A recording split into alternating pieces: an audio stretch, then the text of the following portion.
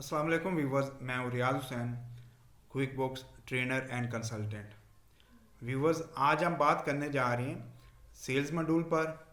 Viewers, आम तौर पर सेल्स दो तरह की होती है, sales of goods and sales of services, यानी product sales and services sale. और दोनों सेल्स का तल्लक कस्टमर और सप्लायर के दरमियान है, जबकि इन दोनों के दरमियान सेल्समैन भी हो सकता है जो अपनी सर्विसेज देकर कमीशन वसूल करता है। आज का टॉपिक हर बिजनेसमैन का ख्वाब है, क्योंकि हर बिजनेसमैन चाहता है कि वो गुड्स फरोख्त करके अच्छा मुनाफा कमाए। जैसा कि नीचे एग्जाम्पल में दिया गया है, 27 दिसंबर को हम अपने कस्टमर ईस्ट एंड कंपनी की डिमांड पर कोटेशन बनाएंगे। कोटेशन अप्रूव हो जाती है। कोटेशन अप्रूव होने के बाद 28 दिसंबर को सेल्स ऑर्डर मिलता है, जिसमें 10 लैपटॉप और एक लैपटॉप की कीमत 90,000 है। 29 दिसंबर को हम अपने कस्टमर से 50% एडवांस वसूल करेंगे।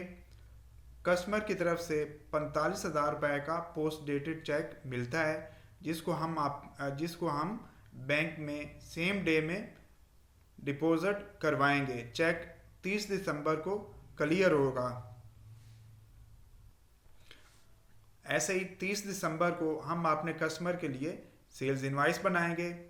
31 दिसंबर 2021 को कस्टमर की तरफ से हमें अकाउंट्स रिसीवेबल यानी रिमेनिंग बैलेंस की रकम चेक की सूरत में मिलती है, जो ड्यू डेट में हम चेक बैंक में जमा करवाएंगे।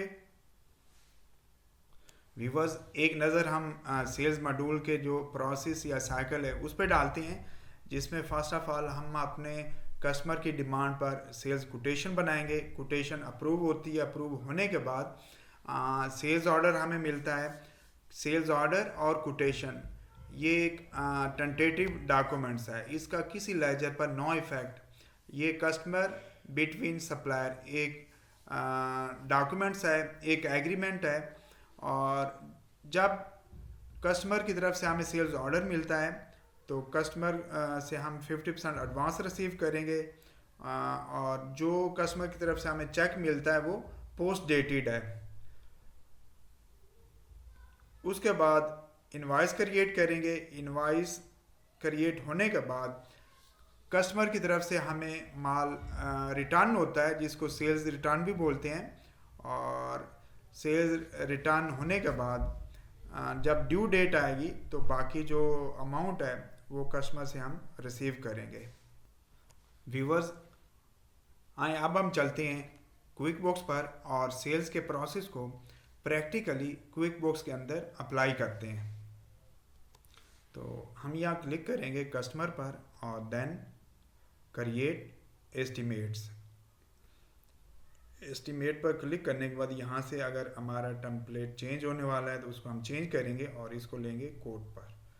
और यहाँ से हम अपने कस्टमर को चूज़ करेंगे, और जो हमारा कस्टमर है वो है ईस्ट एंड कंपनी।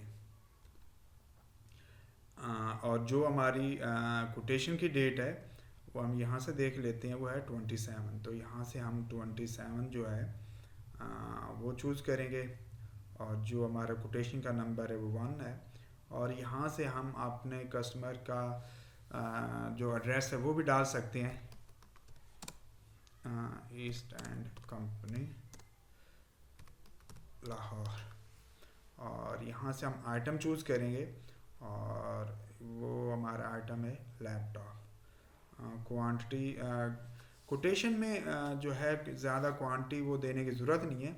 इसमें जस्ट हमने जो क्वालिटी और जो प्राइस है वो डिफ़ाइन करनी होती है। और कोटेशन में मैक्सिमम जो कस्टमर का फोकस होता है वो क्वालिटी और प्राइस पर होता है।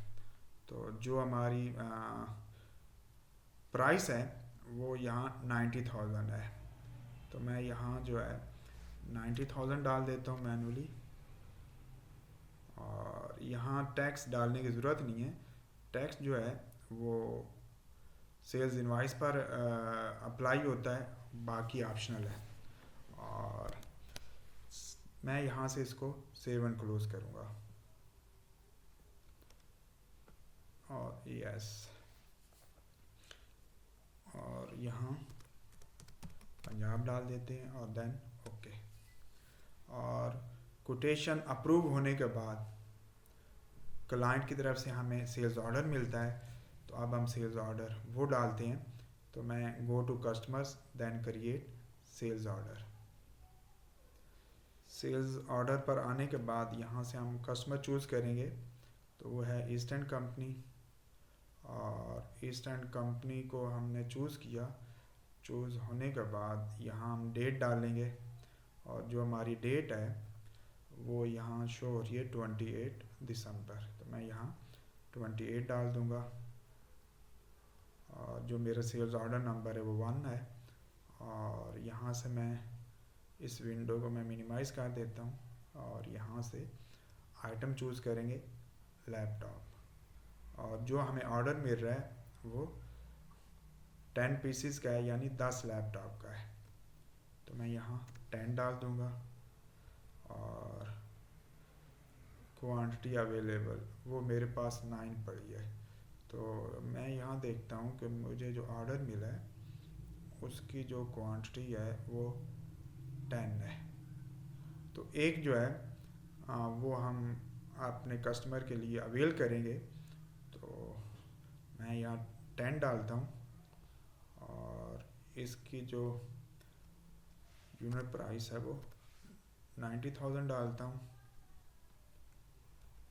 और कॉलम जो है वो मैं मैनुअली बढ़ा देता हूँ, उनकी विड्थ को जो है वो बढ़ा देते हैं। और यहाँ भी टैक्स डालने की हमें ज़रूरत नहीं है, और अगर हम डालना चाहें तो यहाँ डाल भी सकते हैं। और मैं यहाँ 17% डालूँगा। जो क्विक बॉक्स में जो आउटपुट टैक्स है वो ऑटो अप्लाई होता है, तो ये। और मैं यहाँ से इसको सेव एंड क्लोज करूँगा और देन यस। कस्टमर का सेल्स ऑर्डर हमने अप्रूव किया। अप्रूव होने के बाद अब कस्टमर से हम 50% जो एडवांस है वो रिसीव करेंगे सेल्स ऑर्डर के अगेंस्ट। तो मैं यहाँ कस्टमर और देन ये आप रिसीव पेमेंट के थ्रू भी आप जो एडवांस है वो ले सकते हैं, और जनरल एंट्री के थ्रू भी आप जो है एडवांस वो रिसीव कर सकते हैं। तो मैं यहाँ से रिसीव पेमेंट्स पे ले लेता हूँ, और यहाँ से मैं कस्टमर चूज़ करूँगा। और अगर वो हमें चेक दे रहा है तो हम चेक पर क्लिक करेंगे, कैश है तो कैश पर, तो मैं यहाँ चेक पर क्लिक करता हूँ। और जो हमें अमाउंट मिल रही है वो है 50%, और 90,000 का 50% बनेगा 4.5 लाख रुपया बनेगा, ये 4,50,000। तो जो हमें वो एडवांस दे रहा है 50% वो दे रहा है 29 को, और वो पोस्ट डेटेड चेक दे रहा है, यानी आगे की डेट का। तो मैं यहाँ जो है 29 चूज़ करूँगा, और यहाँ चेक नंबर हम डाल देंगे, और चेक नंबर है 56789। और यहाँ जो डिपॉजिट टू पे आएंगे तो यहाँ अनडिपॉजिटेड फंड्स का जो लेजर है उसको चूज़ करेंगे। ये स्पेशली जो पोस्ट डेटेड चेक है उसके लिए बाय डिफ़ॉल्ट डिफाइन है। तो इसके बाद हम यहाँ से इसको सेव एंड क्लोज करेंगे,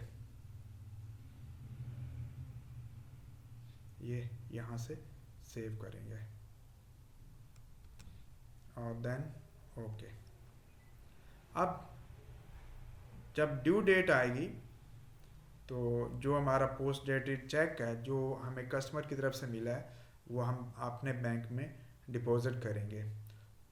तो मैं यहाँ क्विक बुक्स पर इस विंडो को हम यहाँ से क्लोज़ करते हैं और बैंकिंग और देन मेक डिपॉजिट्स, और ये देखें ये इसको एक दफ़ा हम क्लोज़ करते हैं और जो बैलेंस शीट की रिपोर्ट है मैं वो आप लोगों को दिखा देता हूँ। रिपोर्ट्स, कंपनी एंड फाइनेंशियल और देन बैलेंस शीट स्टैंडर्ड।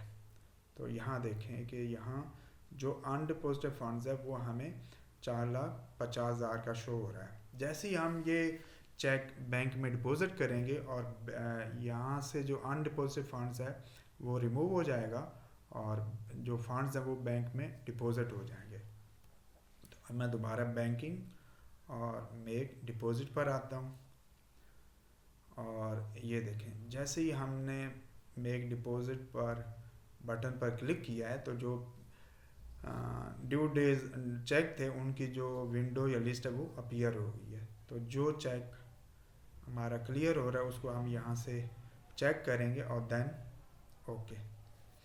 तो यहाँ जिस बैंक में हम चेक को डिपॉजिट कर रहे हैं उसको चूज़ करेंगे और जो चेक क्लियर हो रहा है वो 30 दिसंबर को हो रहा है। और मेमो में हम चेक नंबर भी लिख सकते हैं, चेक नंबर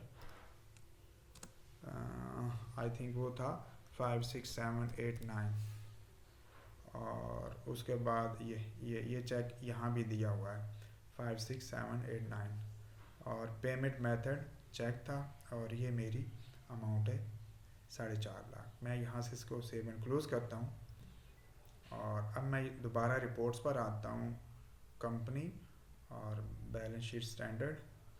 तो यहाँ से रिफ़्रेश करते हैं तो ये देखें एमसीबी में जो 4.5 लाख जो अनडिपॉजिटेड फंड में था वो इसमें डिपॉजिट हो गया और यहाँ से जो अनडिपॉजिटेड फंड्स का अकाउंट या लेजर था वो रिमूव हो गया है। तो अगर इस पर मैं डबल क्लिक करता हूँ एमसीबी का ये जो हमें अमाउंट या वैल्यू शो हो रही है तो इसके नीचे वो हमें कंप्लीट डिटेल दे देगा। अच्छा, अब हम आते हैं दोबारा अपने सेल्स साइकिल पर। तो इसके बाद हम अपने कस्टमर के लिए सेल्स इनवाइस क्रिएट करेंगे। तो मैं यहाँ क्विक बुक्स पर आता हूँ और देन कस्टमर और क्रिएट सेल्स इनवाइस, इस पर हम अब क्लिक करेंगे और इसका जो शॉर्ट की है वो कंट्रोल आई है। तो मैं यहाँ क्लिक करूँगा और यहाँ से मैं कस्टमर चूज़ करूँगा। चूज़ होने के बाद जो कस्टमर की सेल्स ऑर्डर की विंडो है वो शो हो गई है। इसमें उन्होंने हमें 3 ऑप्शन दे दिए हैं कि ये जो अभी हम इनवाइस बनाने जा रहे हैं इसको हम कोटेशन पे क्रिएट करना चाह रहे हैं या सेल्स ऑर्डर पे लेना चाह रहे हैं या एक नई इनवाइस बनाना चाह रहे हैं। तो क्योंकि हमने कस्टमर को सेल्स ऑर्डर दिया हुआ और सेल्स ऑर्डर के अगेंस्ट हमने एडवांस रिसीव किया है तो यकीनन हम यहाँ ये जो सेल्स ऑर्डर का ऑप्शन है इसको चूज़ करेंगे और देन ओके और यहाँ से इसको चेक करेंगे और देन ओके। सिस्टम अब हमें जो विंडो शो कर रहा है कि इसमें वो इस विंडो पे हमसे पूछ रहा है कि आया जो सेल्स ऑर्डर है वो आप कंप्लीट डिलीवर और उसकी इनवाइस बनाना चाह रहे हैं या पार्शियल जो है इनवाइस और डिलीवरी करना चाह रहे हैं। तो मैं ये ऑल पे क्लिक करता हूँ और देन ओके और देन ओके और जो मेरी सेल्स इनवाइस डेट है वो है 30। तो मैं यहाँ 30 इनवाइस नंबर 1 है और ये आइटम और ये अगर पार्शियल है तो मैं यहाँ 7 डाल दूँगा। सपोज़ कर रहा हूँ कि ये 7 वो 3 हमें बाद में जो बैक ऑर्डर में वो देखें वो शो हो गए, लेकिन हम यहाँ जो पूरा सेल्स ऑर्डर है वो रिसीव कर रहे हैं। और उसके बाद ये टैक्सेबल अब जो हमारा आउटपुट सेल टैक्स है वो 17% है। अगर ये 19% होता क्योंकि जो अनरजिस्टर्ड है उसके ऊपर एक तो फ़ाइन होता है और दूसरा जो उसका सेल टैक्स है वो नॉन रिफंडेबल होता है। तो अब ये हमारा रजिस्टर्ड है, तो ये 17% है। और जब हम इनवाइस क्रिएट करते हैं तो इसका इफ़ेक्ट 3 लेजर पर होता है, यानी 3 एड्स पर होता है। फर्स्ट ऑफ ऑल जो हमारे अकाउंट्स रिसीवेबल हैं वो इंक्रीज़ हो जाते हैं, जो हमारी इन्वेंट्री है, जो स्टॉक है, वो कम हो जाएगा, और जो सेल टैक्स अमाउंट है वो इंक्रीज़ हो जाएगी। तो मैं यहाँ से इसको सेव एंड क्लोज करूँगा और देन यस। अब सिस्टम हमसे पूछ रहा है कि ये जो कस्टमर इस एंड कंपनी, इसके अगेंस्ट हमने एडवांस भी रिसीव किया हुआ है, तो क्या वो एडवांस हम इस इनवाइस पर अप्लाई करना चाह रहे हैं, यानी इस इनवाइस में इसे मैनेज करना चाह रहे हैं। तो मैं यहाँ चेक करूँगा, अगर इसको अनचेक करूँगा तो इस इनवाइस पर वो जो 4.5 लाख की अमाउंट है वो अप्लाई नहीं होगी, जो हमने एडवांस की सूरत में कस्टमर से रिसीव की है। तो मैं यहाँ से डन करूँगा, और डन होने के बाद अब हम यहाँ रिपोर्ट्स पर आकर जो कस्टमर का लेजर है, कस्टमर बैलेंस डिटेल है, वो चेक करते हैं। तो ये कस्टमर बैलेंस डिटेल शो हो गई है। मैं इसको कस्टमाइज रिपोर्ट में लेकर जो मुझे कॉलम चाहिए वो मैं रखता हूँ, जो नहीं चाहिए उनको अनचेक करके यहाँ से रिमूव करता हूँ। और इसमें मैं यहाँ डेबिट क्रेडिट अमाउंट को अनचेक करता हूँ, देन ओके। तो ये इसमें मैं अपनी मर्ज़ी से जो कॉलम है वो सेट भी कर सकता हूँ। तो इसमें जो ऊपर 4,50,000 की अमाउंट है, ये मेरी एडवांस अमाउंट है जो मैनेज में शो हो रही है, नीचे मेरी इनवाइस की अमाउंट है। अब मैं चाहूँ कि इसको मेमोराइज भी कर सकता हूँ, ताकि मुझे बार बार जो है ये कॉलम की सेटिंग नहीं करनी पड़े। तो मैं यहाँ से save in memorize report group, और यहाँ से मैं कस्टमर बैलेंस डिटेल्स, और ये जो ग्रुप है ये अकाउंटेंट में मैं इसको सेव कर रहा हूँ, और देन ओके। अब मैं यहाँ से इसको क्लोज़ करता हूँ और दोबारा रिपोर्ट्स, मेमोराइज रिपोर्ट्स, अकाउंटेंट और कस्टमर बैलेंस डिटेल्स। तो ये देखें, ये जो हमारी कस्टमर बैलेंस डिटेल है, वो जो हमने कॉलम सेट किए हैं उसी वो रिपोर्ट मेमोराइज हो के हमें शो हो रही है। तो अब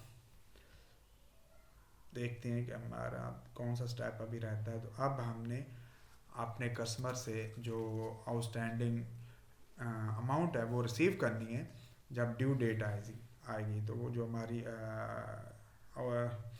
आउटस्टैंडिंग अमाउंट की ड्यू डेट है वो है 31। तो मैं 31 को कस्टमर से अमाउंट, रिमेनिंग अमाउंट रिसीव करता हूँ। तो रिसीव पेमेंट्स, और देन ईस्ट, और ये हमें चेक नंबर 12340, और ये जो चेक हमें मिल रहा है ये सेम डे का MCB का मिल रहा है, और ये हम MCB में डाल रहे हैं, और ये हमारी अमाउंट है। मैं यहाँ से ओके करूँगा। तो जो टोटल हमारी एक्चुअल यानी ओरिजिनल अमाउंट थी वो 1 मिलियन थी, यानी 10,53,000, जिसमें से हमने 4.5 लाख जो है वो हमने एडवांस में लिया है, और बाकी जो इस ये अमाउंट है इसमें टैक्स अमाउंट भी इंक्लूड है। तो यहाँ अगर मैं यहाँ क्लिक करता हूँ तो क्रेडिट, तो क्रेडिट हमारा पीछे क्लियर होगा, इनवाइस पे वो हमने अप्लाई कर दिया है। और यहाँ से देखता हूँ कोई और हमें कॉलम में कोई चीज़ एंटर करनी है। तो ये हमारा कंप्लीट, और मैं यहाँ से इसको सेव एंड क्लोज करूँगा। सेव एंड क्लोज होने के बाद यहाँ देखें जो हमारे अकाउंट्स रिसीवेबल हैं वो भी ज़ीरो हो गए हैं, और जो मेरा MCB बैंक है वो यहाँ वो भी बढ़ गया है। और अभी जो मेरा स्टॉक है वो 50 से इन्वेंट्री स्टॉक 50 से माइनस में जा रहा है। उसकी रीज़न ये थी कि हमने जो इनवाइस बनाई है उसमें जो हमारे पास स्टॉक पड़ा था वो था 9 लैपटॉप पड़े थे, लेकिन हमने जो इनवाइस बना दी है वो 10 की बनाई है। तो इसके लिए मैं दोबारा जल्दी से वेंडर पर आता हूँ और यहाँ रिसीव आइटम, और मेरा जो वेंडर है वो स्काई मून है। मैं यहाँ इनवाइस नंबर डाल देता हूँ और ये है इनवाइस नंबर। और आपने उस कस्टमर को और अपना ये जो स्टॉक है इसको सेट करने के लिए 3 आइटम जो है उससे मैं लैपटॉप के वो परचेज कर रहा हूँ और यहाँ से सेव एंड क्लोज करूँगा। यस, रिफ़्रेश किया तो ये जो मेरे स्टॉक की वैल्यू है, एक तो वो भी इंक्रीज़ होकर प्लस में शो होगी। और अगर मैं यहाँ रिपोर्ट्स पर आता हूँ इन्वेंट्री और इन्वेंट्री वैल्यूएशन डिटेल, तो यहाँ ये देखें मेरा स्टॉक भी जो ऑन हैंड है वो 2 से शो हो रहा है, यानी मेरे स्टॉक में 2 लैपटॉप पड़े हैं। व्यूवर्स, मुझे उम्मीद है आप लोगों को मेरी ये वीडियो पसंद आई होगी। मज़ीद अच्छी वीडियोस देखने के लिए प्लीज़ हमारे चैनल को लाइक, शेयर और सब्सक्राइब करें ताकि हमारी आइंदा आने वाली वीडियोस का नोटिफिकेशन आप लोगों को मिलता रहे। आखिर में आपने अच्छे अच्छे कमेंट्स दें ताकि आप लोगों के लिए और अच्छी वीडियोस बनाई जाएं। Thank you.